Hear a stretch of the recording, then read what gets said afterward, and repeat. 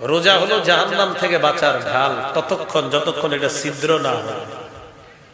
প্রশ্ন করা হলো, হুজুর রোজা আবার ছিদ্র হয় কিভাবে? নবীজি বললেন, দুটি অপরাধে রোজা ছিদ্র হয়। বলেন কয়টি? বলেন তো, রোজা নামক ঢাল ছিদ্র হয় কয় অপরাধে? বলেন, মিথ্যা কথা বলা, গীবত করা। তাহলে বলেন তো, কয়টি অপরাধে রোজা নামক ঢাল ছিদ্র হয়? এক, দুই। আর এই দুইটা অপরাধ সংগঠিত হয় কোন অঙ্গ দিয়ে? জিহ্বা দিয়ে। কি দিয়ে? জিহ্বা। তাহলে জিহ্বা নিয়ন্ত্রণ রাখা, এজন্য কথা না বলা।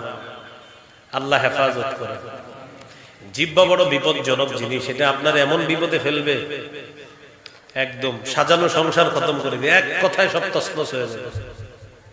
এই জন্য জিহ্বা, এর দৃষ্টান্ত বেশি দূরে না, অতীত নিকটে আমাদের দেশেও ঘটছে যে জিহ্বা সব শেষ করে দিচ্ছে। এই জন্য জিহ্বা খুব সংযত রাখা। তিরমিজির হাদিস 2406 নম্বর হাদিস, 2406। এক সাহাবী রাসূলুল্লাহ সাল্লাল্লাহু আলাইহি সাল্লামকে প্রশ্ন করলেন, মান নাজাতু ইয়া রাসূলুল্লাহ, ওগো আল্লাহর নবী আপনার কাছে জানতে চাই মুক্তির উপায় কি? নবীজি বললেন, মুক্তির উপায় হলো তিনটি। মুক্তির উপায় কয়টি? এক নম্বর, আমসিক আলাইকা লিসানাক, জিহ্বা নিয়ন্ত্রণ করো। এটা নিয়ন্ত্রণ করবা, এটা তোমাকে বিপদে ফেলবে, এটা এক নাম্বার মুক্তির উপায়। দুই নাম্বার, ওয়ালিয়াসাকা বাইতুকা, তোমার ঘর যেন তোমার জন্য প্রশস্ত হয়ে যায়, ঘরে থাকবেন বেশি বেশি। কর্মস্থল থেকে চলে আসছেন, বাসায় চলে যান। 6টা বাজে বাসায় আসার কথা, রাত 10টা হয়ে গেছে, বাসায় যান না। স্ত্রী ফোন দেয়, কোথায় আপনি? আপনি বললেন বন্ধুদের সাথে আড্ডা দিতেছি। না, আড্ডা দেওয়া যাবে না। এই জন্য নবী বললেন, মুক্তির 2 নাম্বার উপায়, তোমার ঘর তোমার জন্য যেন থাকার জায়গা হয়, সেখানে যেন তোমার জন্য প্রশস্ত হয়, ঘরে থাকবা। মা বাবার সামনে যখন থাকবেন, স্ত্রী সন্তানের সামনে থাকবেন, কিছু গুনাহ বাহিরে করতে পারলেও তাদের সামনে সেই গুনাহগুলো আপনি করতে পারবেন না। এই জন্য নবী বললেন, মুক্তির 2 নাম্বার উপায়, ঘরে থাকো।